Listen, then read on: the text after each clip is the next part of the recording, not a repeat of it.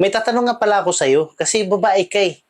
Bakit may mga babae na hindi nakakasawang tingnan?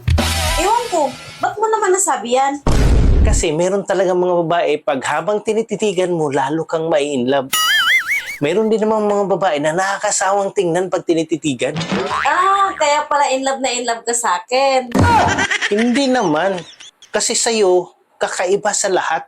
First time ko itong na-experience sa'yo talaga. Alam mo, ganyan talaga. Kasi sobrang in love ka sa akin eh. Hindi. Ano pala? Yung ibang mga babae kasi, pag tinititigan mo, lalo kang may in love eh. Pero sa'yo, kakaiba. Habang napapanood kita sa TikTok, lalo akong na-in-love sa'yo. Ba't lalo kang in love sa akin pag napapanood mo ko sa TikTok? Sobrang ganda mo kasi sa TikTok eh, kisa sa personal. Ganon. Maganda ba ako o hindi? Relax lang, Han. Relax lang. Sandali. Inumin ko muna to.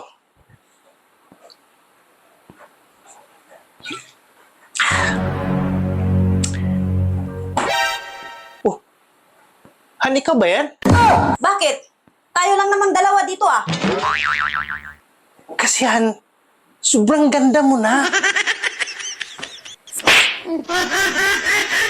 Ang gulo mo kasi kausap. Han, balik ka dito. Hindi pa tayo tapos. Saulin mo tong beer. Paano mo isauli yan? Ininuman mo na. Mali yung binigay eh.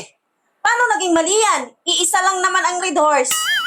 Kasi, nung ininom ko tong beer, gumanda ka. Ibig sabihin, may filter itong binili mo. Tambaluslos ka. Pasalamat ka, pinagtsatsagaan pa kita. Kahit supot ka.